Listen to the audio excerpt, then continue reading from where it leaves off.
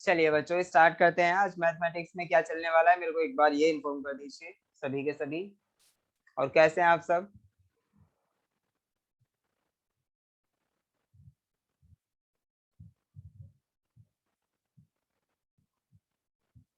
अच्छा, एक बात और ध्यान दे बेटा, सभी के सभी बच्चे अपनी वीडियो ऑन करके रखेंगे। ओके, सभी के सभी। समझ आ रहा है आपको? सभी के सभी अपनी वीडियो ऑन करके रखेंगे।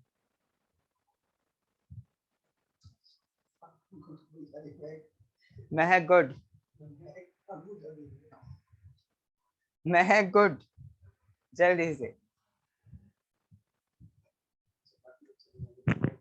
हाँ, बाकी सभी बच्चे ज्वाइन कर लें बेटा जल्दी से फटाक से, उसके बाद ही हम स्टार्ट करेंगे।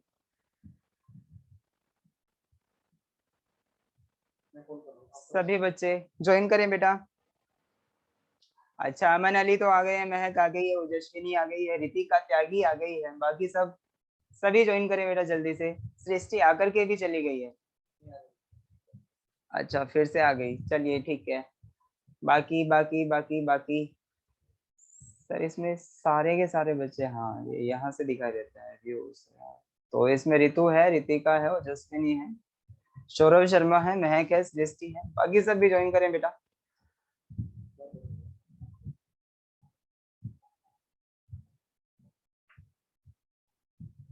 चलिए अब हम एक काम करते हैं, स्टार्ट करते हैं, जो भी ज्वाइन करेगा वो करता रहेगा।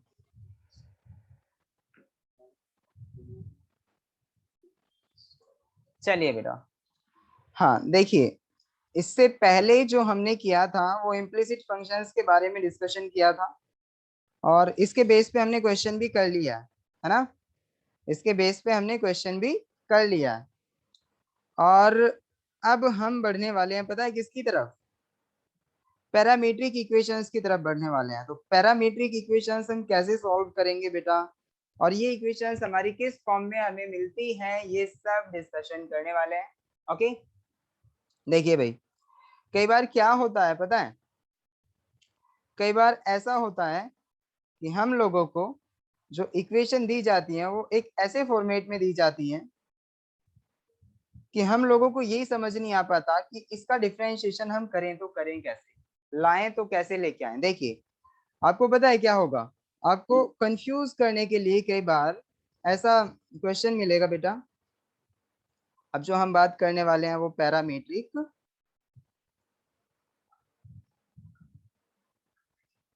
इक्वेशन के बारे में बात करने वाले हैं। देखिए, कई बार ऐसा होगा कि आपका जो x की वैल्यू गिवन होगी, y की वैल्यू गिवन होगी, और किसी वेरिएबल की टर्म में गिवन होगी, और आपसे फाइंड आउट जो करवा रहा होगा वो डिफरेंशिएशन फाइंड आउट करवा रहा होगा। कैसे? dy over dx, find the dy over dx। देखिए, ऐसी इक्वेशन मिलेंगी आपको, y is equal to 2t² plus 3t। यहाँ पे y की वैल्यू t की टर्म्स में दे दी, और साथ ही साथ आपको x की वैल्यू देगा, x is equal to 3t² plus 4t। इस तरह से बेटा, और आपसे कहेगा कि find the dy over dx, और ये भी कह सकता है फाइंड dx ओवर dy। तो अब तो भाई, जब हमें ये फाइंड आउट करना है, देखिए बेटा, जब हम dy over dx find out करते हैं या फिर dx over dy find out करते हैं, तो हमें कोई रिलेशन तो मिले x या y में। मतलब देखिए, यहाँ पे हमारा जो रिलेशन है y, देखिए y जो दे रखा है हमारा वो t की टर्म्स में दे रखा है, और जो x दे रखा है वो भी t की टर्म्स में दे रखा है। लेकिन यहाँ पे कहीं भी ये नहीं दिखाया कि x y की टर्म्स में या फिर y x की टर्म्स में। इससे पहले हमने जो भी इक्वेशंस पढ़ी थी बेटा, वो कैसे फॉर्मेट में मिली थी आपको? आपने देखा होगा y is equal to x square plus 3t, 3x plus 1। इस तरह से हमें इक्वेशंस मिलती थी, यानी x और y का डायरेक्ट रिलेशन था, डायरेक्ट रिलेशन था। बट अब यहाँ पे क्या करके दिया हुआ है, देखिए बेटा, यहाँ पे x y और t का रिलेशन है, और यहाँ पे x और t का रिलेशन है। यहाँ पे x और y का डायरेक्ट रिलेशन नहीं है। तो ऐसे केस में ऐसी इक्वेशंस को हम क्या कहते हैं, जब हमें सीधा सीधा रिलेशन ना दिया हो, यानी दो वेरिएबल्स है हमारे x एंड y, ठीक है, और उनमें एक वेरिएबल बीच में टांग अड़ा रहा है, कौन सा, t। तो यहाँ पे देखो बेटा, जो इक्वेशन हमें गिवन है वो y और t में, x और t में गिवन है, तो ऐसी इक्वेशंस को हम जो कहते हैं वो कहते हैं पैरामीट्रिक इक्वेशंस। समझ आया आपको। इम्प्लिसिट फंक्शंस जो हमने पढ़े थे उसमें जो इक्वेशंस थी उसमें हमारा x और y ही था, सिंपल इक्वेशंस में भी x और y ही था, बट यहाँ पे y का रिलेशन t के साथ, x का रिलेशन t के साथ, यानी कोई एक कॉमन वेरिएबल है जो कि हमारा दोनों के साथ अलग अलग रिलेशन रख रहा है। तो इस केस में ऐसी इक्वेशन को पैरामीट्रिक इक्वेशन कहा जाएगा, और साथ ही इनको सॉल्व करने का तरीका आप देख लें बेटा एक नजर। इनको सॉल्व कैसे करेंगे, देखिए भाई, अभी जो हमने एक फंक्शन लिया था y इज इक्वल टू, देखिए y जो लिया है हमने कैसा, अच्छा देखिए पैरामीट्रिक इक्वेशन आपको इस फॉर्मेट में मिलेंगी बेटा।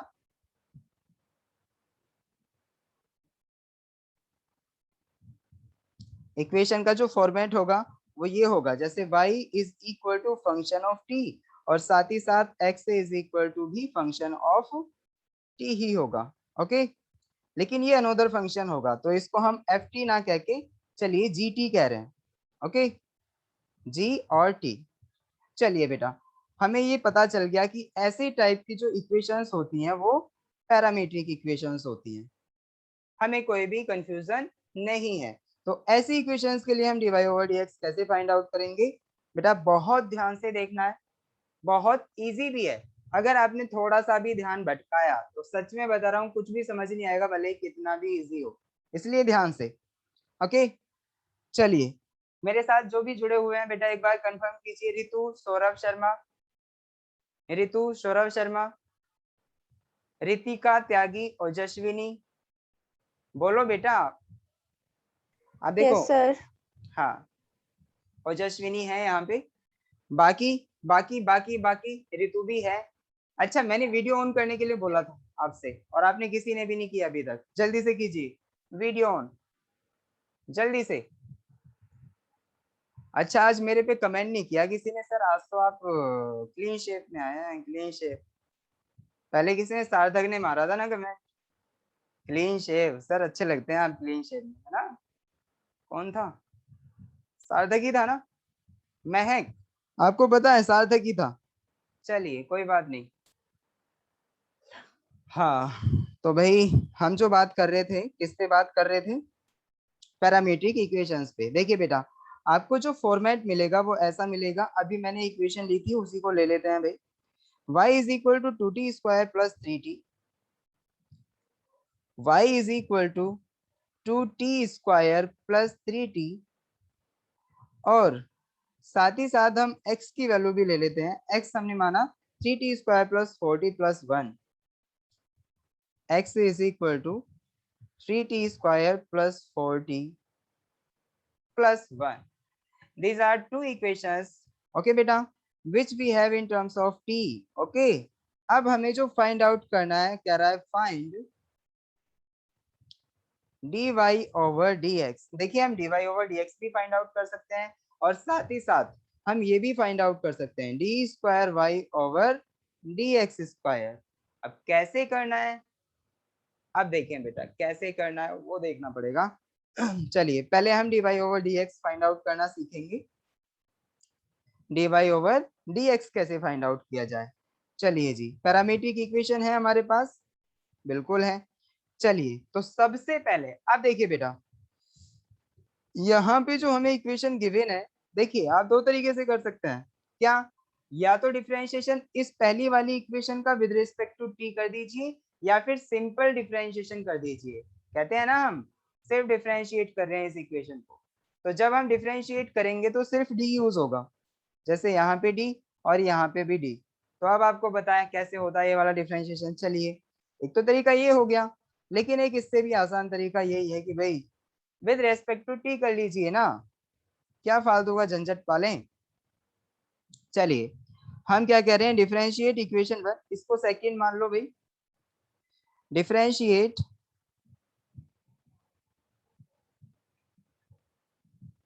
Equation 1 with respect to t. Okay, चलिए अब हम आगे जब डिफरेंशिएट वन को इक्वेशन वन को डिफरेंशिएट करेंगे तो बेटा क्या आएगा।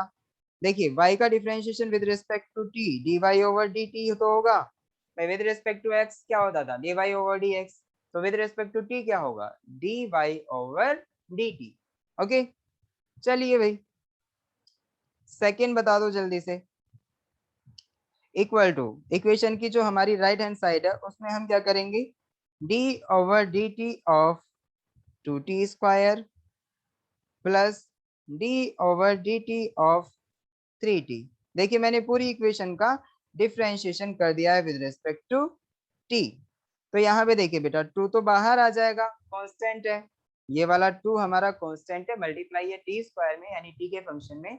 अब बताओ t का जो हमारा डिफरेंशिएशन होता है, ठीक है नहीं, टी स्क्वायर का वो क्या होता है बेटा 2t। चलिए प्लस 3 हमारा मल्टीप्लाई में कांस्टेंट है और बाहर आ जाएगा। अब बताओ t का डिफरेंशिएशन क्या होता है, जो ये वाला बचा इसका डिफरेंशिएशन हमारा क्या होगा 1। वेरी गुड, तो ये हमारा 1 हो गया, तो ये आ गया 4t plus 3। Okay, 4t plus 3, समझ आया सभी को। चलिए भाई हमारा dy ओवर dt आ गया, बहुत अच्छे। इसकी अभी हमें जरूरत पड़ेगी, इसको हम इक्वेशन थर्ड मान के छोड़ रहे हैं। ओके बेटा, इक्वेशन थर्ड है dy ओवर dt आया है भाई, ना कि dy ओवर dx। याद रखें dy ओवर dx नहीं आया, dy ओवर dt आया है। ओके, तो अब बताइए भाई, अब हमारे पास सेकंड इक्वेशन भी तो है, उसका डिफरेंशिएशन कर दो विद रिस्पेक्ट टू डी। तो सेकंड इक्वेशन का डिफरेंशिएशन करने पर लिख दो भाई, यहाँ पे एम्फेसाइज करना जरूरी होता है ना। चलिए भाई डिफरेंशिएट इक्वेशन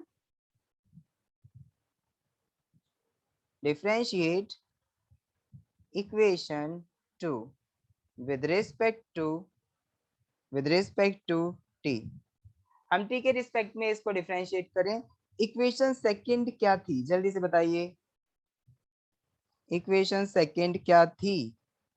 इक्वेशन सेकंड थी हमारी क्या बेटा 3t स्क्वायर प्लस 40 प्लस 1। देखिए यहाँ पे लिखिए,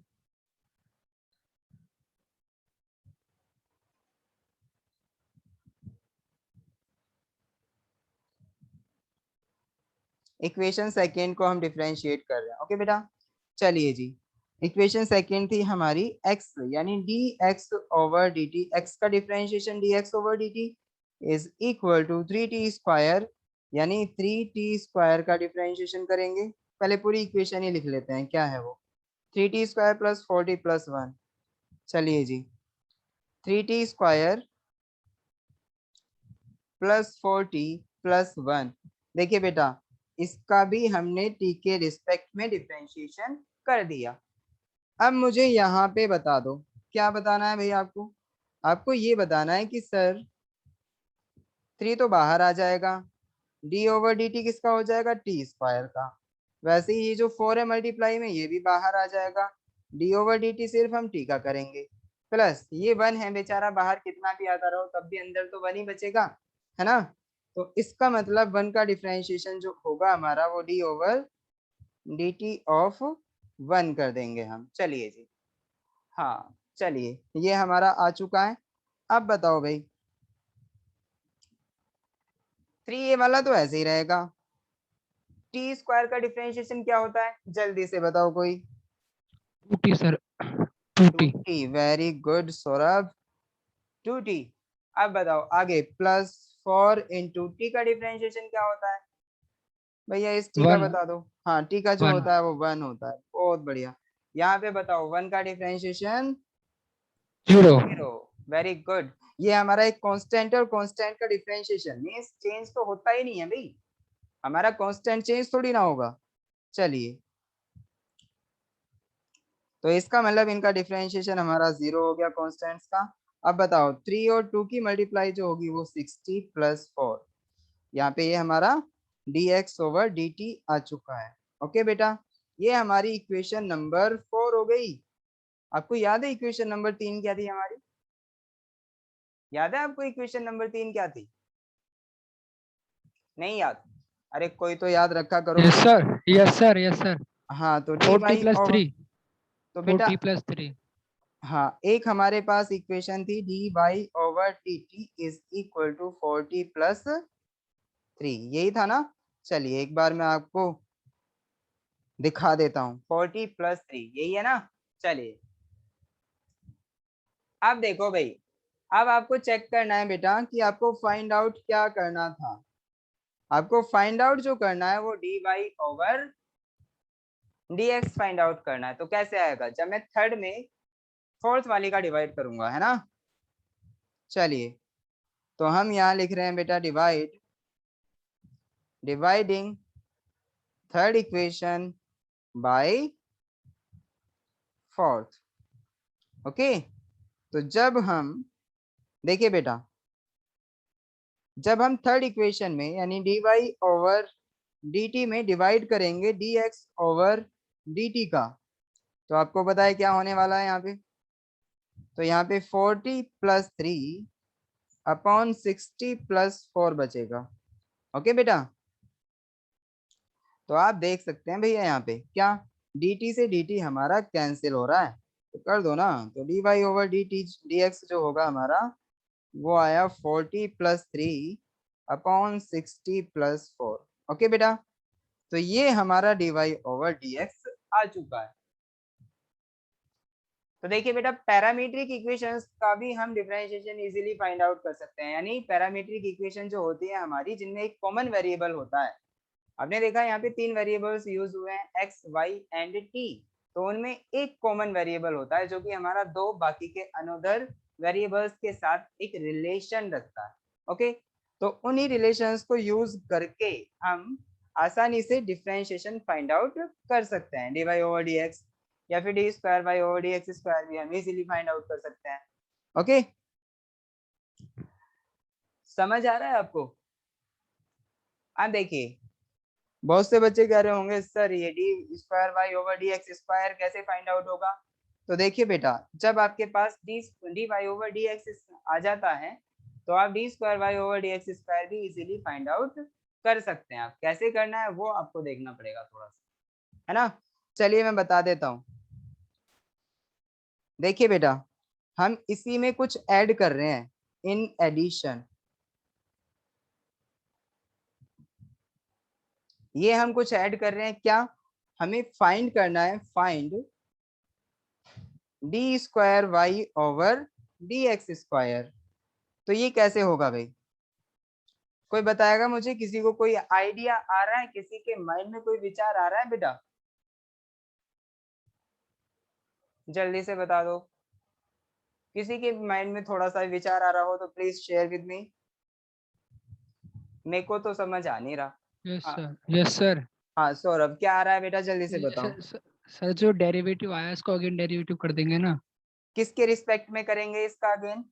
सर एक्स के करेंगे ना, एक्स के रिस्पेक्ट में। एक्स के रिस्पेक्ट में, तभी तो हमारा D square Y over D x square आएगा। Yes sir. चलिए भाई, यहाँ पे हम एक्स के रिस्पेक्ट में इसका डिफरेंशिएशन कर तो देंगे, लेकिन उसके बाद में कई सारे बच्चे ये सोचेंगे यार इधर की तरफ तो टी है, तो क्या करें? आपको बेटा इससे आगे कुछ नहीं सोचना, आपको जस्ट डिफरेंशिएशन करना है विद रिस्पेक्ट टू एक्स इस वाली इक्वेशन का। तो आप कैसे करेंगे भाई? देखिए, आपको कुछ नहीं सोचना, सिर्फ इसका डिफरेंशिएशन करना है। मान लो ये वाली जो इक्वेशन आई हमारी वो इक्वेशन ए आ गई, मान लो थोड़ी देर के लिए, फाइनल रिजल्ट हमारा आ चुका था, उसको हमने इक्वेशन ए मान लिया है। अब हम कर रहे हैं, क्या कह रहे हैं बेटा? डिफरेंशिएट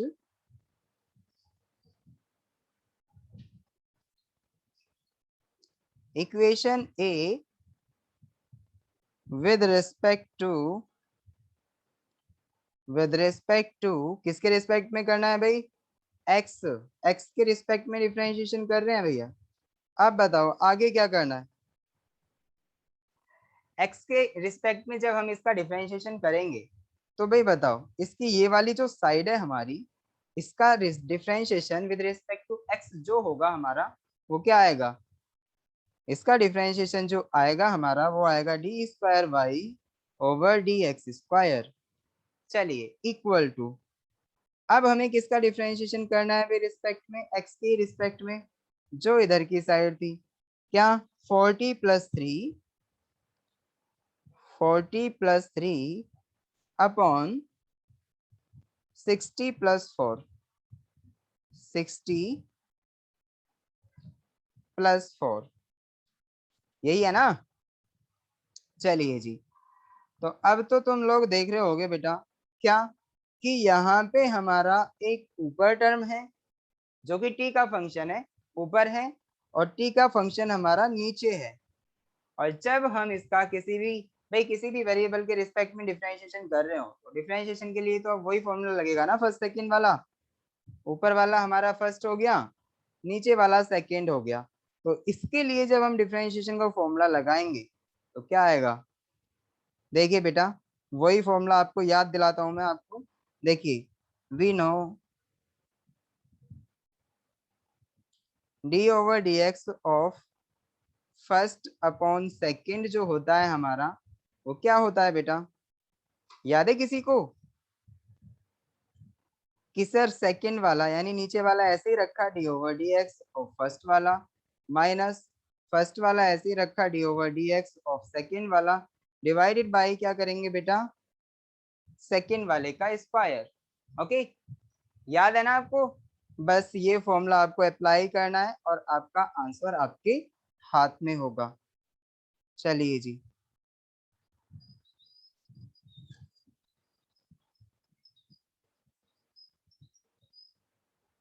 देखिए बच्चा अब क्या है हमारा, हाँ d/dx यानी d²y/dx² जो होगा इक्वल टू, वो क्या आएगा भाई, सेकंड वाला फंक्शन, नीचे वाला क्या था 60 + 4, तो इसका मतलब सेकंड वाला ये है ना, तो 60 + 4 ऐसे ही रखा।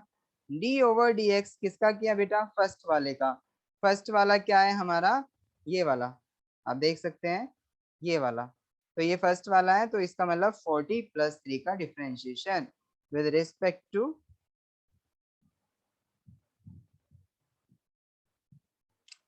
हाँ 40 + 3 का differentiation with respect to x हो चुका है।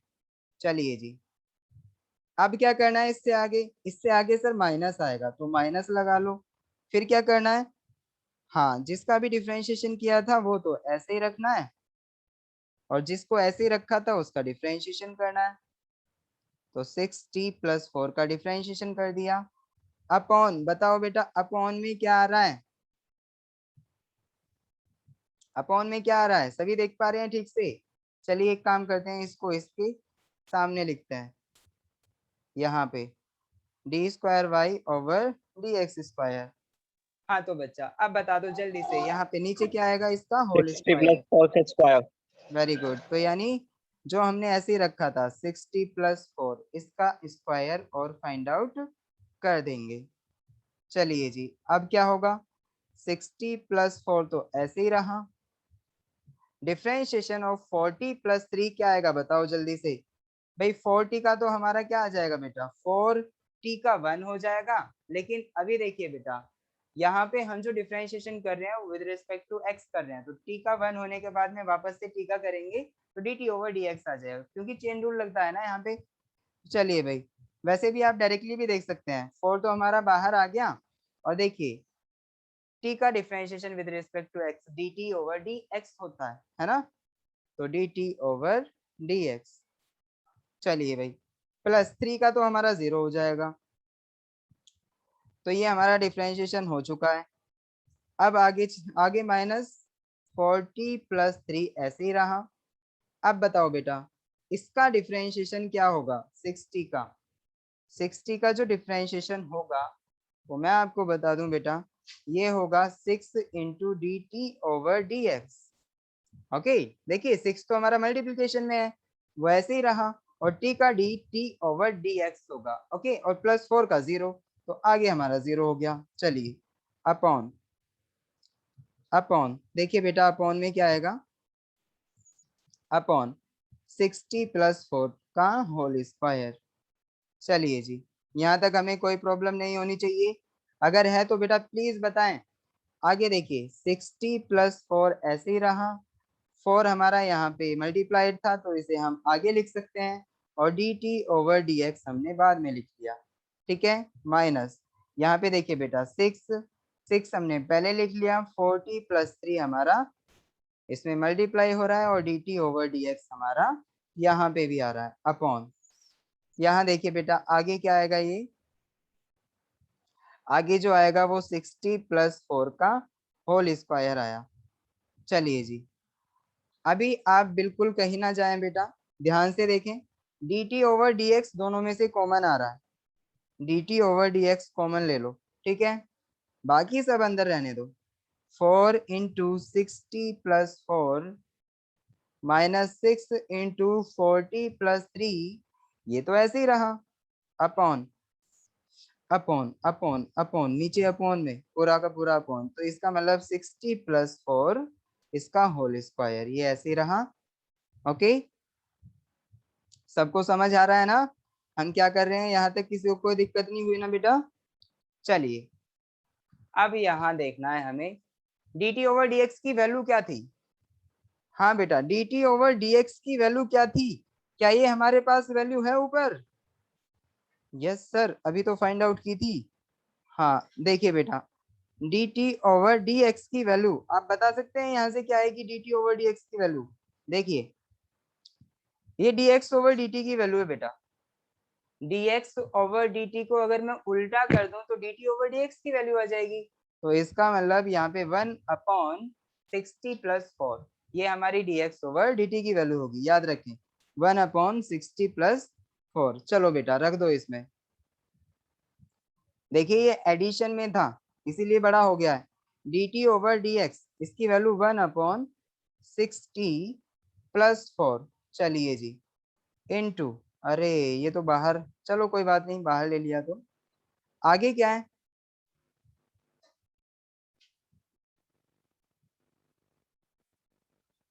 एक मिनट रुके बेटा।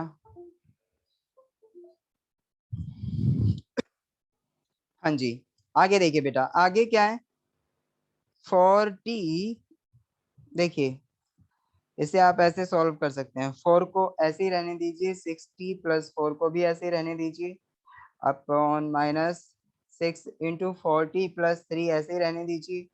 बस मैंने क्या काम किया है, इसकी वैल्यू ये पुट कर दी है, अपॉन में क्या है बेटा 60 प्लस 4 का होल स्क्वायर है, तो आप देख सकते हैं बेटा 4 इंटू 6, चलिए एक काम करते हैं ऊपर मल्टीप्लाई कर देते हैं इसकी, जो ऊपर ये ब्रैकेट है इनकी सबकी मल्टीप्लाई करिए, तो यहाँ पे 4 की 6 में मल्टीप्लाई करेंगे तो 20 40 प्लस 4 की 4 में मल्टीप्लाई करेंगे तो 16 माइनस 6 की 4 में मल्टीप्लाई करेंगे तो कितना आएगा 20 40, और माइनस 63 में मल्टीप्लाई करेंगे तो कितना आएगा 6 की 3 में मल्टीप्लाई करेंगे तो कितना आएगा 6 3 जा 18, तो माइनस का 18 आ गया। ओके बेटा, चलिए भाई अब बताओ मुझे यहाँ पे ये भी तो सेम है, तो ये मल्टीप्लाई होने के बाद में 60 प्लस 4 का होल क्यूब नहीं लिख सकते इसको? लिखा जा सकता है सर। चलिए बेटा अब बताओ यहाँ पे क्या 20 40 में से 20 40 जा रहे हैं तो ये तो कैंसिल ही हो गया। अब बताओ 16 में से 18 गया तो माइनस का 2 बचा, अपॉन 60 प्लस 4 होल क्यूब, और ये हमारा क्या आया बेटा, क्या ला रहे थे हम, भूल गए क्या? D square Y over D x square लेकर के आना चाह रहे थे, तो सर ये आ तो चुका है, अब इससे आगे क्या करें, अब कुछ नहीं करना आपको, बस d square Y over D x square आप निकाल चुके हैं, कैसे निकालते हैं हम वो आप देख ही चुके हैं बेटा, तो आपको कहीं भी कोई दिक्कत नहीं आने वाली, आप इजीली आराम से सॉल्व कर लेंगे।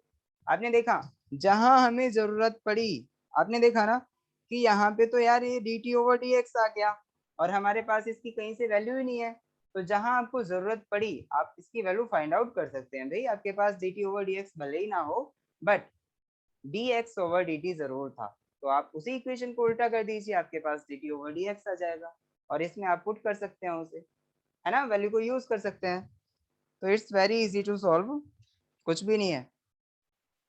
सभी के समझ आया ना बेटा?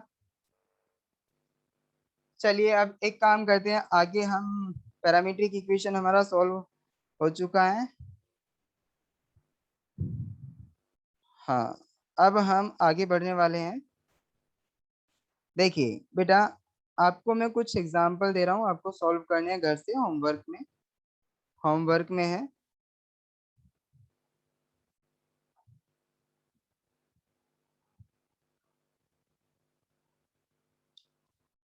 देखिए भाई, पैरामीट्रिक इक्वेशन का आप एग्जांपल जरूर सॉल्व करें, और जो भी एक्सरसाइज में क्वेश्चन है ढूंढें और करें उसे सॉल्व। आप सोच रहे होंगे कि यार ये कैसे होंगे, कुछ पता ही नहीं है इसके बारे में, तो अब तो पता चल गया ना। सम और एग्जांपल्स करते हैं बेटा। देखिए, एक एग्जांपल बड़ा ही अच्छा है इसमें, आप देखें यहाँ, देखना बेटा, कौन सा, इफ, देखिए ये वाला, if y is equal to under root 1 minus x over 1 plus x, show that 1 minus x square जो होता है हमारा, और इसमें dy over dx की अगर हम मल्टीप्लाई कर दें और प्लस y, यानी y इसमें ऐड कर दें तो इक्वल टू 0 आता है। तो अब ये हमें शो करना है। शो कैसे करेंगे, जल्दी से बताओ, शो कैसे करेंगे? हाँ, अच्छा, आप कह रहे होंगे सर ये तो शो करने वाला क्वेश्चन है और इसमें प्रूव करना है, तो ये हमारा ऑब्जेक्टिव में तो नहीं आ सकता। किसी के मन में ऐसा क्वेश्चन उठ रहा है क्या कि ये ऑब्जेक्टिव में तो नहीं आ सकता सर? ऑब्जेक्टिव में अगर आएगा तो कैसे आएगा, एक बार बता दो प्लीज। कितने बच्चे ऐसे हैं जो पूछना चाह रहे हैं कि सर बता दो ऑब्जेक्टिव में कैसे आएगा?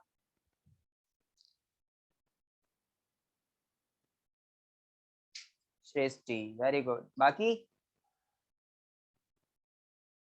Saurabh Sharma, very good. बाकी रितु भी, रितिका भी, अरे वाह, सच में। देखिए कई बार ऐसा लगता है बेटा हमें देख करके कि यहाँ पे ये जो क्वेश्चन है यार शो करने वाला है, और ये इसका आंसर मतलब कैसे देंगे हम, तो ये कैसे आ सकता है क्वेश्चन में? तो देखिए बेटा, आप बिल्कुल भी कहीं ना जाएं, आपको ध्यान से बस सुनना है कैसे आएगा, ये देखिए एक बार। हाँ देखें, अब मैं आपसे कह रहा हूँ बेटा, यहाँ पे हमें एक वैल्यू गिवन थी, क्या गिवन थी कि y is equal to under root 1 minus x over 1 plus x given है। y इज इक्वल टू, वो कह रहा है if y is equal to under root 1 minus x over 1 plus x, तो ये शो करना है, शो दैट क्या, 1 minus x square into d Y over D x plus y जो होता है वो 0 होता है। ये शो करवा रहा है कि ये 0 होता है। तो पता है आपका क्वेश्चन यहाँ से कैसे बन सकता है ऑब्जेक्टिव, इसी को चेंज करके।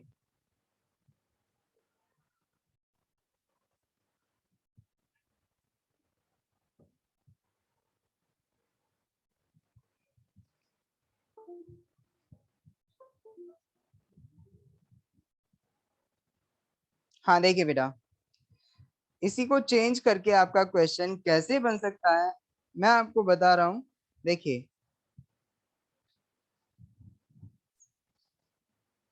इसी के बेस पे होगा, बिल्कुल सेम टू सेम। देखिए क्वेश्चन ऐसे होगा बेटा, if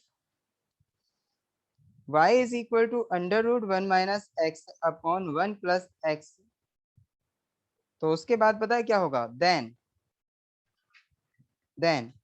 1 minus x square d Y over D x is, यहाँ पे बस क्वेश्चन खत्म।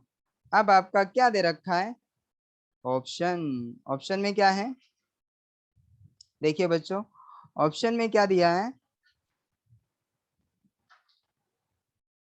हाँ ऑप्शन में क्या दिया है, ऑप्शन में ऐसे कह रहा है, A minus Y, B minus minus plus Y, C Y square minus 1, D क्या हो सकता है भाई, डी नन ऑफ दिस। तो अब आप क्या करेंगे भाई, इसे कैसे सॉल्व करेंगे? आपके सामने बेटा क्वेश्चन है, बिल्कुल सेम फॉर्मेट ऐसा जो कि इसी के बेस पे आपको क्वेश्चन पेपर में मिल सकता है। तो आप कैसे सॉल्व करेंगे इसे, जल्दी से बताइए। किसी के माइंड में कुछ विचार आया बेटा? कि सर ये तो इजी है, बहुत इजीली हो जाएगा सॉल्व। कैसे होगा आप बताओ जल्दी से,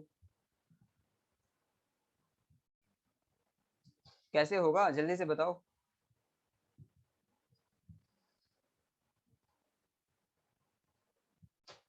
समझ आ भी गया आपको क्वेश्चन? नहीं समझते। देखिए देखिए बेटा, इसी क्वेश्चन को हम कैसे सॉल्व कर सकते हैं, ये देखिए मैंने क्वेश्चन बिल्कुल ऐसा बना दिया है जिस तरीके से आपको पेपर में मिल सकता है, ये शो दैट वाला क्वेश्चन। आप देखिए आपके पास जो कंडीशन है उसमें क्या कहा है, if y is equal to under root one minus x upon one plus x. ठीक है, अब जो वैल्यू फाइंड आउट करवाई है वो one minus x square into d Y over D x की वैल्यू फाइंड आउट करवाई है, तो आपको सबसे पहले उसी पे ध्यान देना है। चलिए बेटा, जब हम इसकी वैल्यू फाइंड आउट करेंगे तो one minus x square into d Y over D x, इसकी वैल्यू चाहिए, यानी कैसे आएगी, कब आएगी, जब हमारे पास जब हमारे पास क्या होगा बेटा, d Y over D x होगा, तभी तो हम इसकी वैल्यू फाइंड आउट करने में एलिजिबल होंगे। कैसे करेंगे जल्दी से बताइए, d Y over D x तो हम आसानी से इस इक्वेशन की हेल्प से फाइंड आउट कर सकते हैं ना, कर सकते हैं ना, क्योंकि y की वैल्यू है हमारे पास, D Y over D X क्यों नहीं फाइंड आउट कर सकते, कर सकते हैं सर, इजीली कर सकते हैं। देखिए भाई, देखिए एक तरीका भी है इसका, ध्यान से देखें, क्योंकि स्क्वायर रूट जो होता है ना, इसमें डिफरेंशिएशन में बहुत बड़ी अपॉर्चुनिटी है, मतलब एक बहुत बड़ा रिस्क है अगर हम डिफरेंशिएशन करेंगे। कैसे, देखिए अंडर रूट में आ रहा है वन माइनस एक्स और अपॉन में अंडर रूट में वन प्लस एक्स भी है, तो इसमें एक तो डिवीजन वाला फॉर्मूला लगाना पड़ेगा हमें, और हमारा मन भी नहीं कर रहा डिवीजन वाला फॉर्मूला लगाने के लिए, तो कैसे करें इसका डिफरेंशिएशन। देखिए इट्स वेरी इजी, देखो बेटा आपको दिख रहा है कि अगर मैं इस स्क्वायर रूट को इधर लेके जाऊं तो ये क्या आएगा सर, वाई स्क्वायर आ जाएगा इधर, और यहाँ पे अंडर रूट तो खत्म हो जाएगा, अंडर रूट तो बचेगा ही नहीं, और ये आ जाएगा हमारा one minus x upon one plus x के इक्वल सर। तो सर इसमें तो अभी भी कोई फायदा नहीं, तब भी हमें तो डिफरेंशिएशन का फॉर्मूला लगाना पड़ेगा, वो डिवाइड वाला। हाँ लगाना तो पड़ेगा, लेकिन यहाँ पे अंडर रूट जो है वो हमारा गड़बड़ जो करता है बार बार, वो नहीं आएगा।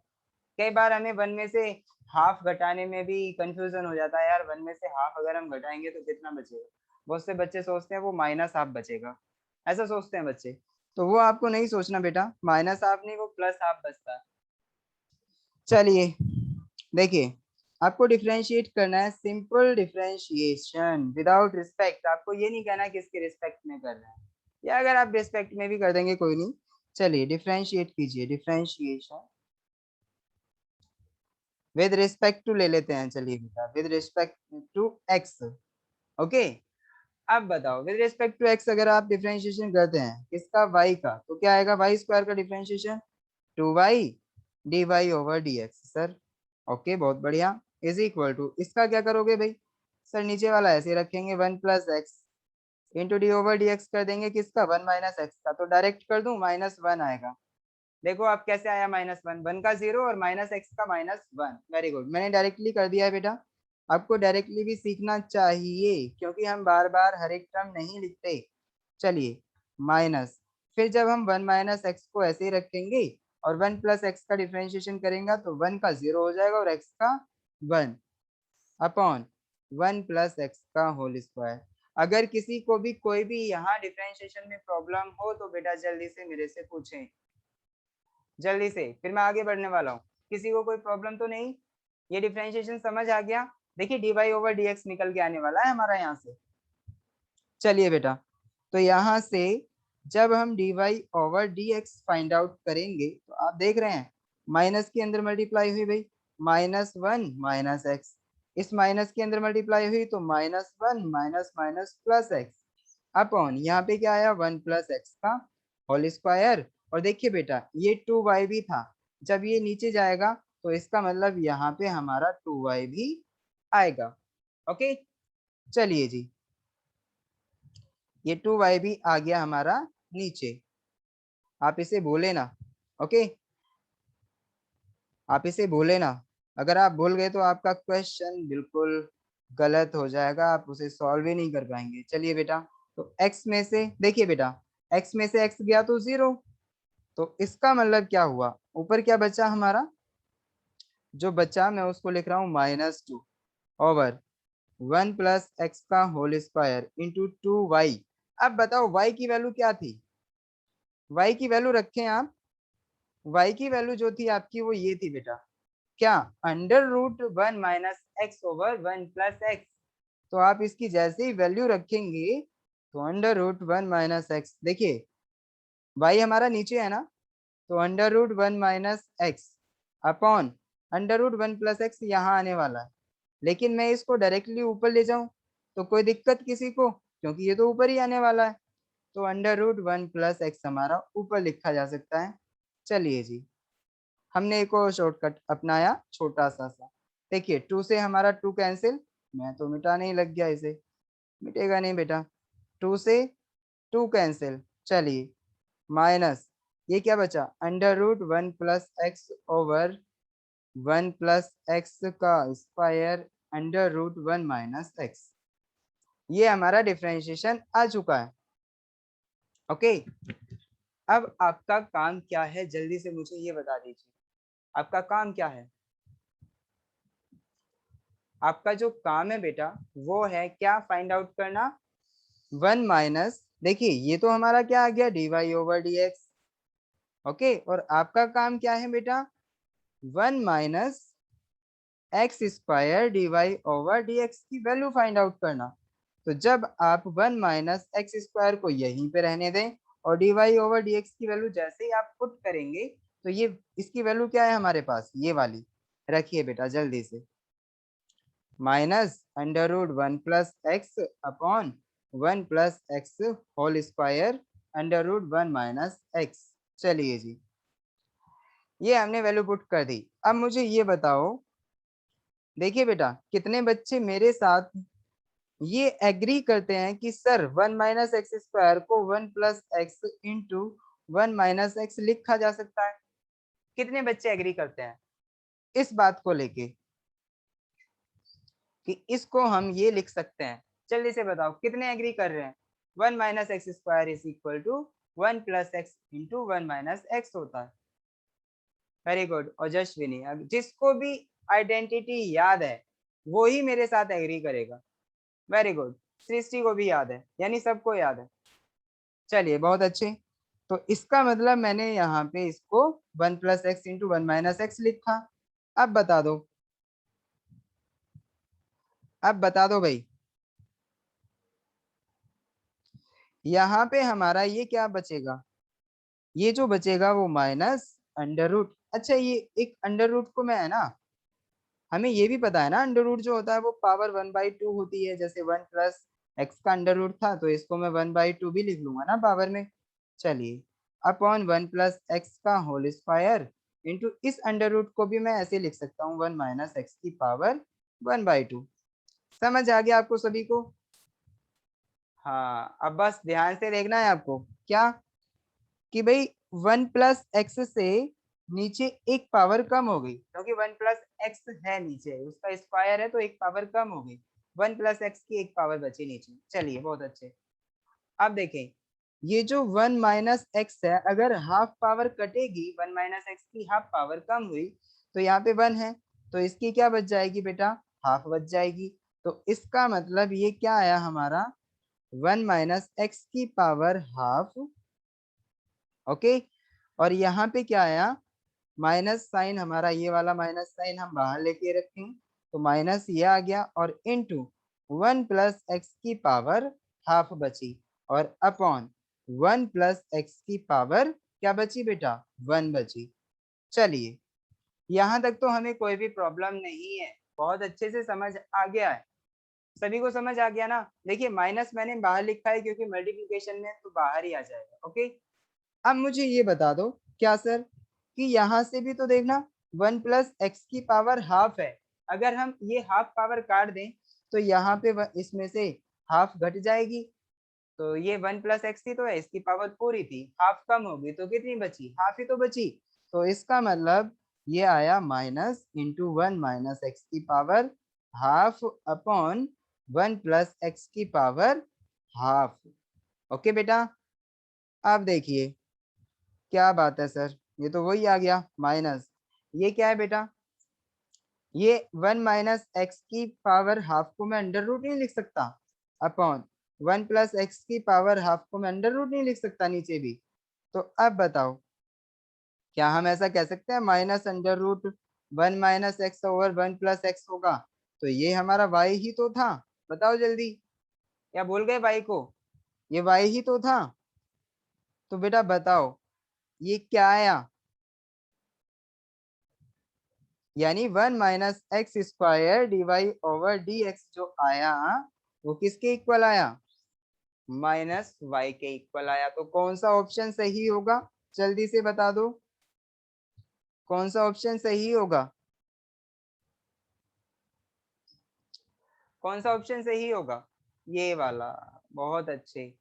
तो जब भी हम ऐसी इक्वेशंस को सॉल्व करते हैं तो ये करना बहुत ही इजी होता है, समझ गए ना आप? अच्छा, तो इसका कोई और शॉर्ट मेथड भी हो सकता है सर? बहुत से बच्चे ये सोच रहे होंगे सर इतना टाइम लगेगा ऐसे क्वेश्चन में, तो इसका कोई शॉर्ट मेथड भी है क्या? और सर है तो प्लीज बता दो, है तो प्लीज बता दो। देखिए बेटा, इसका शॉर्ट मेथड जो होगा इसका वो कैसे, देखिए यहां तक तो हमें सॉल्व करना ही करना है, उसके बाद अगर इसका शॉर्ट मेथड है तो इसी को मॉडिफाई करके हम ला सकते हैं। ओके, क्योंकि इसमें dy ओवर dx तो है ही है, साथ ही जैसे ही हम इसे सॉल्व करेंगे यहाँ पे तो वो वाली टर्म हमारी बन जाएगी।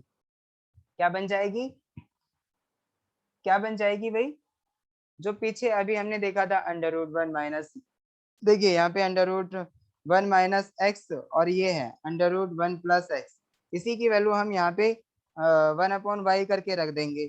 उसके बाद में इसे आगे हम सॉल्व करेंगे तो देखेंगे कि 1 माइनस एक्स का square into d Y over D x is equal to y के इक्वल आ रहा है, माइनस वाई के इक्वल आ रहा है। ओके, तो यहाँ तक तो आपको करना ही पड़ेगा बेटा अगर आप शॉर्ट ट्रिक्स भी अपनाएंगे तो।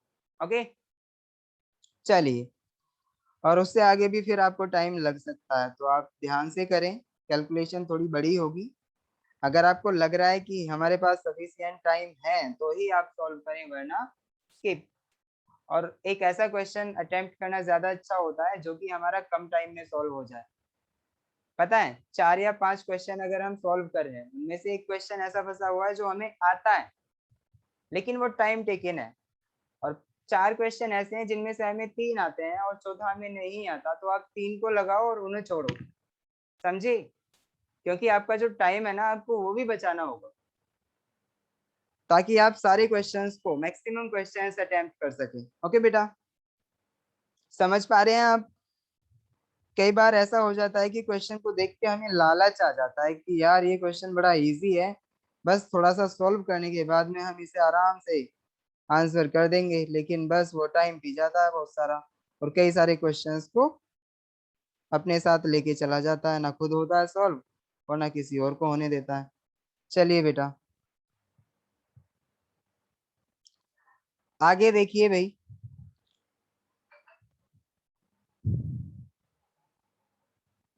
ये सब तो हो चुका है। देखिए पैरामीट्रिक इक्वेशन हमने अभी निपटाए और कुछ एग्जांपल्स भी किए, और जो आगे के हैं जैसे हायर ऑर्डर डिफरेंशिएशन वो हम पहले ही सीख चुके हैं, तो आपको कोई प्रॉब्लम नहीं आनी चाहिए। अब देखिए बेटा,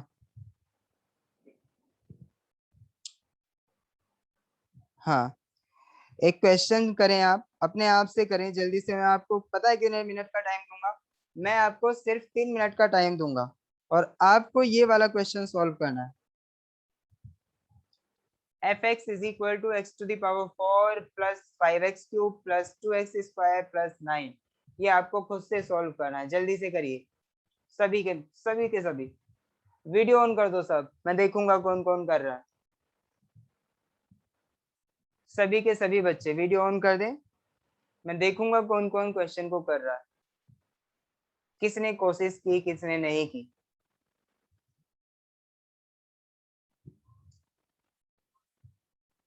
कोई वीडियो ऑन नहीं करेगा?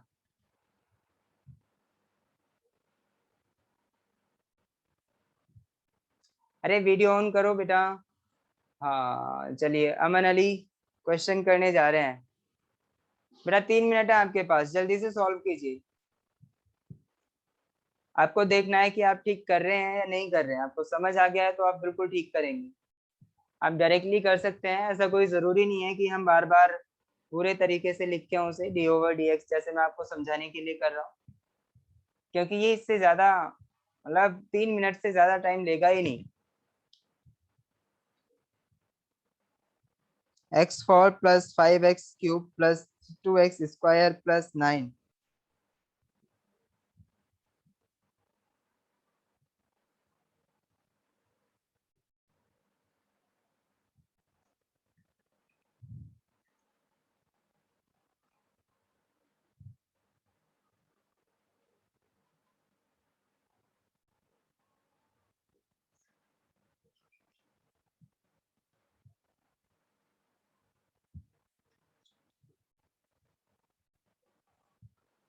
सर हो गया। कितना आया बेटा answer?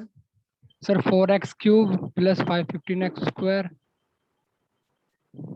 Plus 15x square plus 4x square 4x sorry 4x।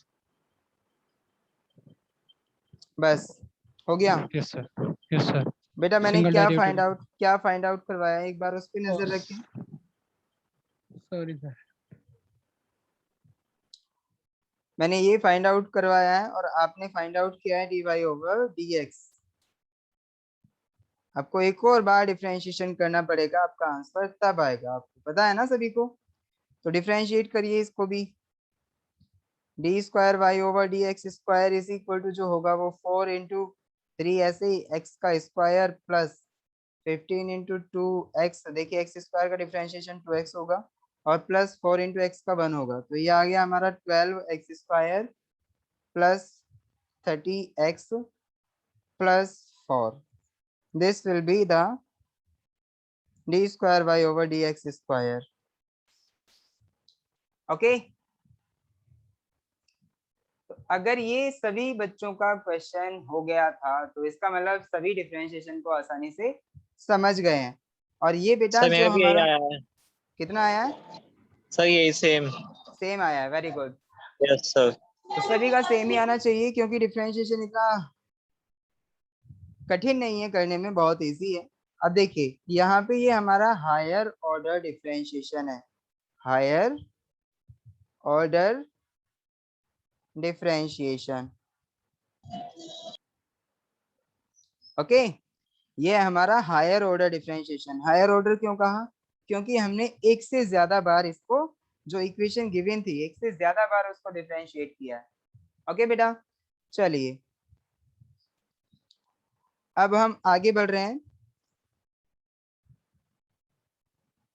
ये सब हम कर चुके हैं, ये सब हम कर चुके हैं। अच्छा, अब बेटा इसकी एप्लीकेशंस देख लीजिए, यानी डिफरेंशिएशन की हमारी एप्लीकेशन कहाँ है, कहाँ यूज होगा, कैसे यूज होगा, ये आपको पता होना चाहिए। देखिए बेटा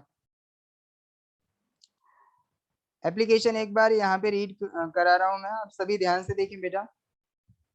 देखिए, in this chapter we have discussed the concept of differentiation. Differentiation helps us to find out the average rate of change in the dependent variable. अच्छा, डिपेंडेंट वेरिएबल क्या होते हैं बेटा? ध्यान रखना, क्वेश्चन आपको मुझसे पूछना है, सर डिपेंडेंट वेरिएबल क्या होते हैं और इंडिपेंडेंट वेरिएबल क्या होते हैं। ओके, मैं अभी बताने वाला हूँ, मैंने छोड़ दिया है। ठीक है, पहले हम इस डेफिनेशन को, मतलब एप्लीकेशन देख लें ऑफ डिफरेंशिएशन कैसे होगा, हमारा एप्लीकेशन कहाँ है, किस तरह से। जैसे ही हमारा ये हो जाएगा मैं आपको बताऊंगा व्हाट इज डिपेंडेंट वेरिएबल और what is independent variable. Okay, आपको ध्यान दिलाना है मुझे, चलिए ध्यान रखना बेटा। हाँ, इसमें क्या है, dependent variable with respect to change in the independent variable. It makes differentiation to have applications, various scientific formulae, and results involves rate of change in price, change in demand with respect to change in output, change in revenue obtained with respect to change in price, change in demand with respect to change in income। तो देखिए बेटा, आप सभी देख सकते हैं, पहला देखिए, पहला क्या है इसमें, rate of change in quantities, यानी जब भी हम rate of change in quantities find out कर रहे हैं, तो मैंने आपको बता दिया है rate of change in quantities हम dy ओवर dx की हेल्प से फाइंड आउट करते हैं। देखिए dy ओवर dx का मतलब ही क्या है, change in y with respect to x। Okay, change in y with respect to x, तो इसको हम, यानी जब भी हमारा चेंज रिस्पेक्टिव होता है ना किसी के, तब हम उसको चेंज ना कह के उसको रेट बोलते हैं। अंडरस्टैंड, चेंज ना बोल के उसको रेट बोलते हैं। तो इसका मतलब क्या हुआ, हमारा y में चेंज हो रहा है, किसके रिस्पेक्ट में हो रहा है, बस ये ऐड कर दो तो वो रेट आ जाएगा हमारा। Okay, dy over dx represent the rate of change of y with respect to x। समझ आया। सेकेंड वाला क्या है, in other words the expression the rate of change of a function means the derivative of the function। देखिए बेटा, जो rate है ना, rate of change of a function, वो हमारा डेरिवेटिव भी रिप्रेजेंट करता है। एक ही बात है, dy over dx find out कर लो, इसका मतलब हम डेरिवेटिव ही फाइंड आउट कर रहे हैं। First derivative, second derivative. देखिए कई बार ऐसा होता है क्या, हाँ कई बार ऐसा होता है, देखिए क्या बेटा, कि सर जो हमने चेंज फाइंड आउट किया, जैसे y में change with respect to find out किया, ये तो हमारा y में चेंज हो गया विद रिस्पेक्ट टू x, लेकिन जब हम ये फाइंड आउट कर रहे हैं, इसका अगेन डेरिवेटिव फाइंड आउट कर रहे हैं, तो इसका मतलब क्या हुआ सर, तो इसका मतलब बेटा ये हुआ कि यहाँ पे जो चेंज है ना, जो हमारा रेट था, जो रेट था चेंज होने का, यानी y के चेंज होने का rate with respect to x जो था, वो भी चेंज हो रहा है, x के रिस्पेक्ट में वो भी चेंज हो रहा है। इसका मतलब समझ रहे हैं आप। देखिए रेट हमें क्या दिखाता है, देखिए अगर हम x और y एक्सिस लें बेटा, ध्यान से देखना, बहुत ही नई चीज है आपके लिए। अगर हम x और y लेते हैं, तो इसका मतलब देखिए बेटा, जैसे मान लो हमारा कोई फंक्शन है y is equal to x plus one, y is equal to x plus one, तो इसमें जब हम x की वैल्यू डालेंगे, तो आप देखेंगे बेटा y की जो वैल्यूज हैं, देखिए x इक्वल टू 0 पे y की वैल्यू हमारी 1 आ रही है, 2 आ रही है, फिर 3 आ रही है, फिर 4 आ रही है, फिर 5 आ रही है, फिर 6। यानी जैसे ही हम x की वैल्यू इंक्रीज करते जा रहे हैं, तो हमारी जो y की वैल्यूज है वो ऐसे आ रही है कि यहाँ पे एक स्ट्रेट लाइन हमारी आई, स्ट्रेट लाइन जनरेट की। इसका मतलब यहाँ पे जो हमारा चेंज हो रहा है ना, इसका मतलब ये है कि ये जो लाइन शो कर रही है, वो change in y, change in y with constant rate, यानी विद रिस्पेक्ट टू x जो है, विद रिस्पेक्ट टू x,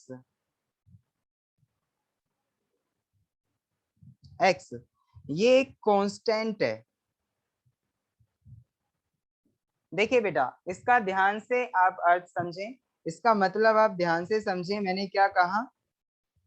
देखिए जब भी हमारा चेंज, देखिए ये जो इक्वेशन थी आप देख रहे थे कि y इज इक्वल टू जो आया, y is equal to x plus one, ये जो इक्वेशन है हमारा, वो y की वैल्यू जो आ रही है, जैसे मैं x की वैल्यू मान लो क्या रखूं, x की वैल्यू 0 रखूं, तो y की वैल्यू जो आएगी वो 1 आएगी।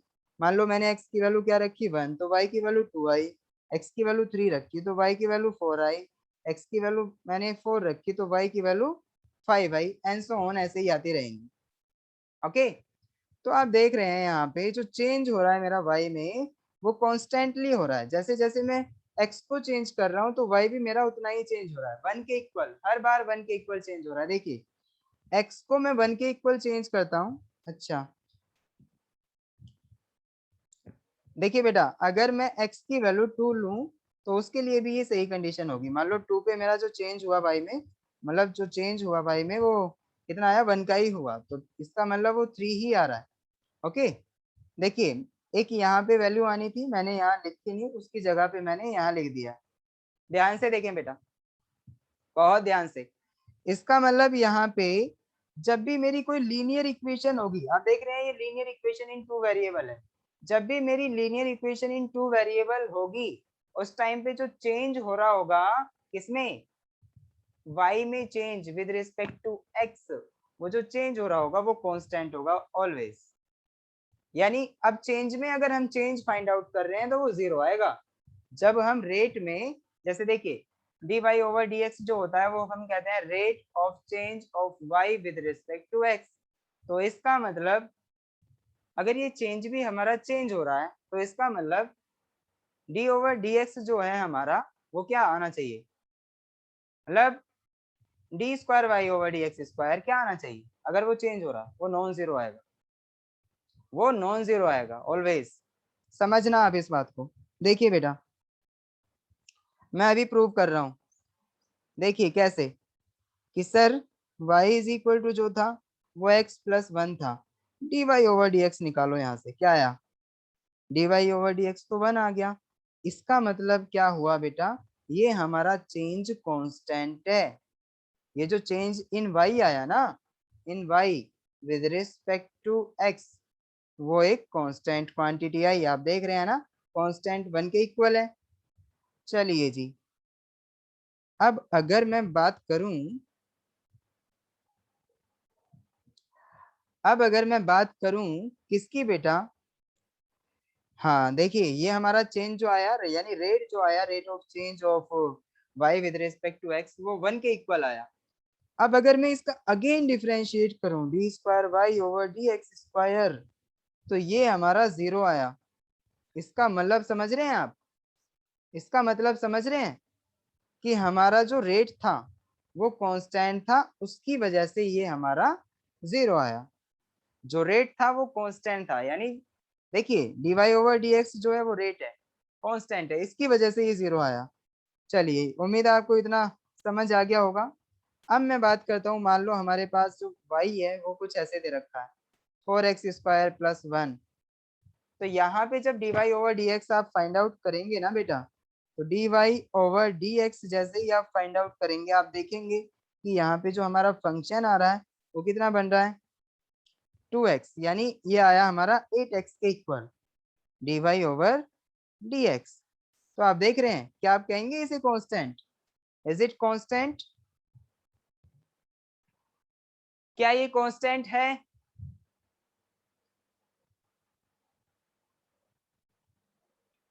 जल्दी से बताइए क्या ये कांस्टेंट है dy ओवर dx, यानी जो हमने rate of change of y find out किया है, क्या ये कांस्टेंट है। नहीं है सर आप, मेरे हिसाब से नहीं। हाँ आप देख रहे हैं ना इसमें x वेरिएबल आ रहा है, तो इसका मतलब ये हमारा कांस्टेंट नहीं हो सकता। ओके, तो इसका मतलब जब हम इस रेट में भी चेंज फाइंड आउट करेंगे विद रिस्पेक्ट टू x, यानी dy ओवर dx जब हम फिर से फाइंड आउट करेंगे d over dx of dy over dx, तो यहाँ पे ये भी एक कांस्टेंट टर्म आएगा, यानी वो जीरो नहीं था।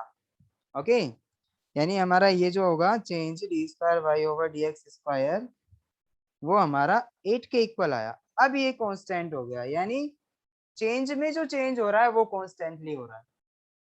Change in y with respect to x में जो चेंज हो रहा है वो हमारा कांस्टेंट है। समझ आया आपको, ध्यान से, बहुत ध्यान से समझना होगा। चलिए जी, अब हम आगे बढ़ते हैं। देखिए बेटा, we write fx in place of y and f dash x in place of dy over dx। देखिए ये हम पहले ही डिस्कस कर चुके हैं। अब हम बात करते हैं बेटा, देखिए कोस्ट फंक्शन कराने से पहले, कोस्ट फंक्शन कराने से पहले मैं आपको इंटीग्रेशन डिस्कस करूंगा।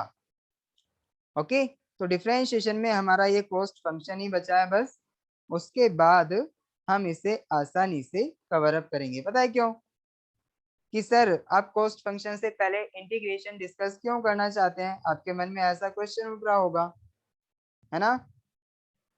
कितने बच्चे ऐसे हैं जो कि ये पूछना चाह रहे हैं कि सर कोस्ट फंक्शन वाला जो पोर्शन है आप इंटीग्रेशन के बाद में क्यों सॉल्व कराएंगे।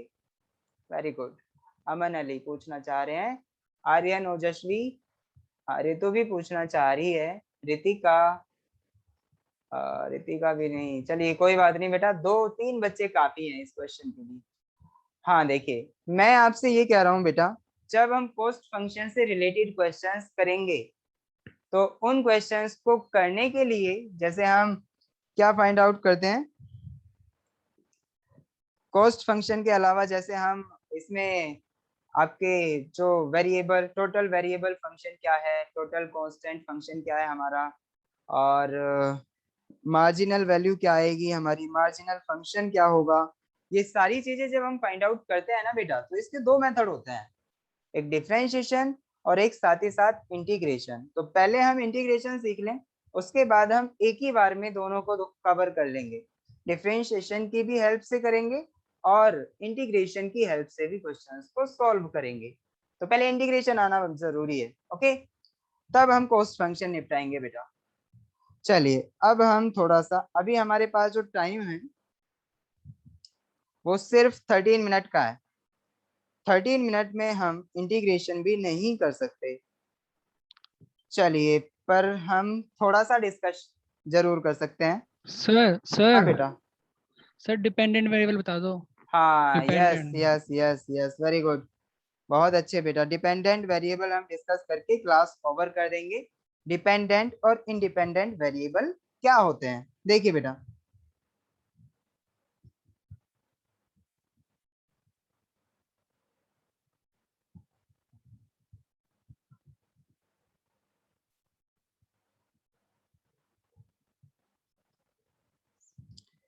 भाई डिपेंडेंट का मतलब ये तो आपको पता ही होगा कि एक ऐसी चीज, जैसे मान लो, क्या बेटा, हाँ जैसे कि एक सौरभ है, एक है सौरभ। सौरभ आपका नाम जो है ना, मेरे को लग रहा है यहाँ पे गलत लिखा हुआ है, वो सौरभ होता है। आपके नाम की स्पेलिंग यही है ना, सौरभ, नो सर, सर वो सही है, SOURA सौरभ, भी आएगा। अच्छा, श्योर है। चलिए, सौरभ ठीक है, चलिए भाई कोई बात नहीं, सौरभ बिल्कुल ठीक है। सौरभ अब मुझे ये बताओ, आपके घर वाले आपको कुछ काम करने में रोकते हैं, आपके घर वाले आपको कुछ काम करने से रोकते हैं, जल्दी बताओ। यस जैसे, सर। जैसे मान लो आप कुछ भी काम करना चाहते हैं तो आपके पापा या फिर मम्मी, पापा या फिर मम्मी, वो आपसे क्या कहते हैं, नहीं बेटा तेरे को ये करना ही नहीं है ना, ऑर्डर देते हैं ना कि नहीं बेटा तेरे को ये करना ही नहीं है। तो उस टाइम पे आप डिपेंडेंट हो जाते हो किस पे, फादर पे, कि यार मैं इस काम को नहीं कर सकता, अगर मेरे फादर इस काम को करने की परमिशन देते हैं तो ही मैं इस काम को कर सकता हूँ, तो यू आर डिपेंडेंट। बट उल्टा करो, पापा, यहाँ पे पापा है, चलिए जी, इधर की तरफ अब पापा हो गए, यहाँ पे सौरभ है। पापा अगर कुछ काम करना चाह रहे हैं, बहुत ही बड़ा काम है और उन्हें बहुत ही मुनाफा भी होने वाला है, तो उस टाइम पे वो सौरभ से पूछेंगे क्या कि सौरभ इस काम को मैं कर लूं या नहीं करूं। मान लो वो बिजनेस करना चाह रहे हैं, वो आपसे पूछेंगे कि मैं इस बिजनेस को करूं या ना करूं, पूछेंगे आपसे, सौरभ नो सच सर। सच बताना, very good, no sir. Very good, वो आपसे नहीं पूछने वाले। तो ये आपसे नहीं पूछने वाले, तो इसका मतलब पापा तो इंडिपेंडेंट हुए, इंडिपेंडेंट हुए, बट यहाँ पे सौरभ जो था वो बेचारा डिपेंडेंट था, डिपेंडेंट था। चलिए जी, बहुत अच्छे। आप देखिए बेटा, आप डिपेंडेंट और इंडिपेंडेंट का मतलब तो समझ गए। अब कई बार ऐसा होता है कि हमें x का फंक्शन यानी y इज इक्वल टू ये fx गिवन होता है, यानी y की वैल्यू, यानी y एक ऐसा हमारा फंक्शन है जो कि x का फंक्शन है। देखिए, y is equal to a function, और ये एक ऐसा फंक्शन है जो कि x का फंक्शन है। इसका मतलब आप समझ रहे हैं, y इज इक्वल टू जो होगा हमारा वो 2x² प्लस 3x प्लस 1 इसके इक्वल है। तो आप देखिए बेटा, क्या कि यहाँ पे जो पापा थे ये y है, और जो ये है कौन, यानी जो x है, इधर देख रहे हैं आप, ये fx है हमारा, इधर का फंक्शन fx। तो यहाँ पे जो वेरिएबल x है वो एक सौरभ है, कौन है? सौरभ। हाँ बेटा देखिए कैसे, यानी यहाँ पे जब आप डिफरेंशिएट करते हैं dy over dx is equal to जो होता है, देखिए 1 मिनट, ये उल्टा होने वाला है। ये हमारा सौरभ है बेटा, और ये पापा है, ये पापा है, ये सौरभ है। देखिए क्यों, dy over dx is equal to जो होगा, आप जैसे ही फाइंड आउट करेंगे बेटा, तो यहाँ पे ये 4x प्लस 3 के इक्वल आया। तो यहाँ पे जो हमारा ऊपर है, जो हमारा y है, वो क्या है बेटा? डिपेंडेंट वेरिएबल कहा जाता है। यानी डिफरेंशिएशन में जब हम डेरिवेटिव फाइंड आउट, देखिए जब हम किसी भी फंक्शन का डेरिवेटिव फाइंड आउट करते हैं, उसमें जो भी वेरिएबल हमारा ऊपर की तरफ होता है उसको हम डिपेंडेंट वेरिएबल कहते हैं, डिपेंडेंट वेरिएबल।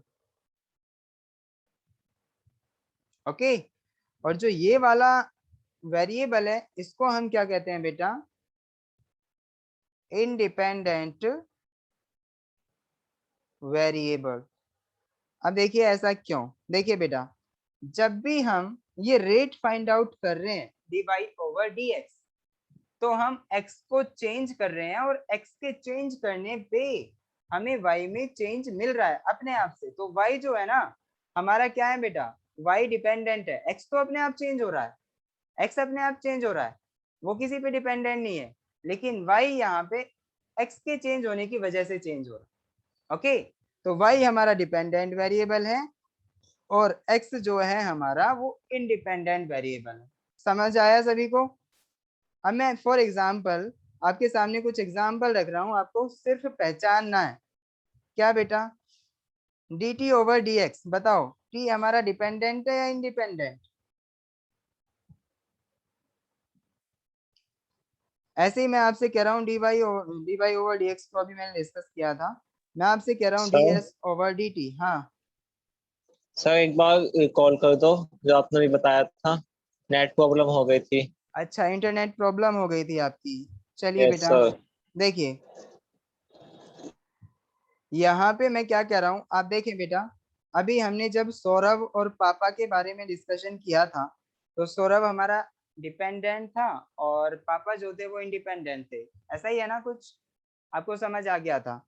तो देखिए बेटा, आप y को सौरभ से रिलेट करें, और इस वाली साइड को, यानी इसमें जो हमारा सिर्फ x वेरिएबल यूज हुआ है, उसको आप पापा से रिलेट करें। इसका मतलब जो सौरभ है वो तो डिपेंडेंट है अपने पापा पे, बट पापा डिपेंडेंट नहीं है सौरभ पे। अंडरस्टैंड? तो देखिए बेटा, जब हम इस इक्वेशन को डिफरेंशिएट करते हैं विद रिस्पेक्ट टू x, तो इसका मतलब dy over dx find out करते हैं, है कि नहीं? dy over dx find out करते हैं, तो आपने देखा dy ओवर dx जो आएगा हमारा वो ये आएगा। तो इसका मतलब ही ये होता है dy ओवर dx में कि हमारा चेंज इन y हो रहा है, चेंज इन y हो रहा है, किसके रिस्पेक्ट में हो रहा है? x के रिस्पेक्ट में। इसका मतलब x तो अपने आप से चेंज हो रहा है, y x के चेंज होने की वजह से चेंज हो रहा है। तो इसका मतलब क्या हुआ कि change in y with respect to x जब हम फाइंड आउट करते हैं, तो उसमें जो हमारा y आता है, ऊपर वाला जो हमारा वेरिएबल है y, वो एक डिपेंडेंट वेरिएबल है, और जो नीचे वाला वेरिएबल है वो हमारा एक इंडिपेंडेंट वेरिएबल है। ओके, तो अब मैं आपको कुछ एग्जांपल दे रहा था, जैसे आपको इसमें पहचानना है कौन सा डिपेंडेंट है कौन सा इंडिपेंडेंट है। जल्दी बताइए, एक वेरिएबल इसमें t है और दूसरा हमारा x है, तो t और x के लिए बताइए कौन सा हमारा डिपेंडेंट है और कौन सा इंडिपेंडेंट है, जल्दी से। सर टी डिपेंडेंट है और एक्स इंडिपेंडेंट है। वैसे ही इसमें बताइए s और t में कौन सा डिपेंडेंट है कौन सा इंडिपेंडेंट है?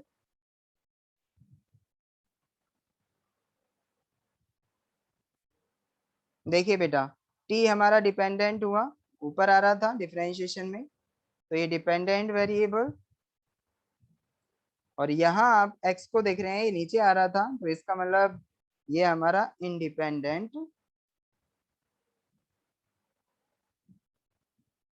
वेरिएबल हुआ। वैसे ही यहाँ पे s जो है हमारा वो डिपेंडेंट वेरिएबल है और t हमारा इंडिपेंडेंट वेरिएबल है। अगर मैं आपसे कहूं कि dt ओवर ds क्या होगा, इसमें कौन सा वेरिएबल हमारा t और s में कौन सा डिपेंडेंट होगा और कौन सा इंडिपेंडेंट होगा, जल्दी से बताओ। क्या t हमारा डिपेंडेंट होगा, क्या s हमारा इंडिपेंडेंट होगा? एम आई राइट? हाँ भाई। चलिए बेटा, इसी के साथ हम क्लास ओवर कर रहे हैं। डिपेंडेंट वेरिएबल और इंडिपेंडेंट वेरिएबल को हम बहुत अच्छे से सीख चुके हैं। कभी भी अगर हमसे कोई क्वेश्चन पूछा जाता है, मान लो ऐसा हुआ कि y इज इक्वल टू क्या दिया है आपको, 2x प्लस 3, और उसके बाद कह रहा है कि dy over dx is equal to जो आया है यहाँ से, if dy over dx is constant then क्या x is a dependent variable?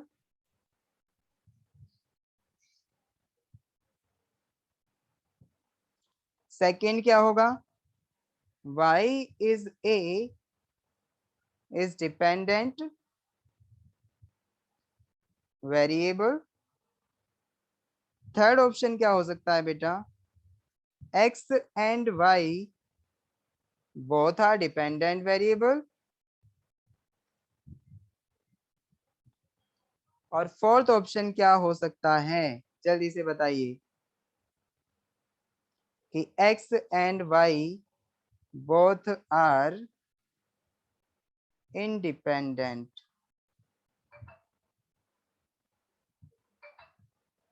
जल्दी से बताइए बेटा कौन सा ऑप्शन सही होगा। आपके पास 4 ऑप्शन है, आपको इनमें से छांटना है कौन सा ऑप्शन सही होगा, जल्दी। कितने बच्चों को क्वेश्चन समझ आ गया है?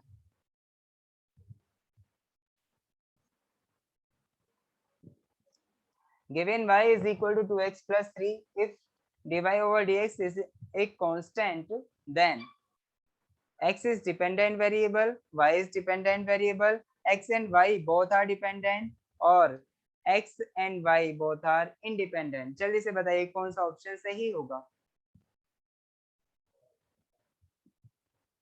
देखिए बेटा, भले ही आपका dy over dx क्या हो, भले ही आपका dy over dx एक कांस्टेंट क्वांटिटी है, आपको उससे घबराना नहीं है। आपको सिर्फ ये देखना है dy over dx में ऊपर कौन सा आ रहा है और dy over dx में नीचे कौन सा आ रहा है। अगर आप ऊपर y ले रहे हैं तो इसका मतलब y is dependent and x is independent variable. Okay, समझ आया या नहीं? चलिए, तो इसका मतलब x हमारा इंडिपेंडेंट वेरिएबल और y डिपेंडेंट है, तो इसका मतलब second option is right option. चलिए बेटा, दोनों हमारे कभी भी डिपेंडेंट नहीं होंगे और दोनों हमारे कभी भी इंडिपेंडेंट भी नहीं होंगे। ओके, चलिए इसी के साथ हम क्लास ओवर कर रहे हैं। Bye bye, take care.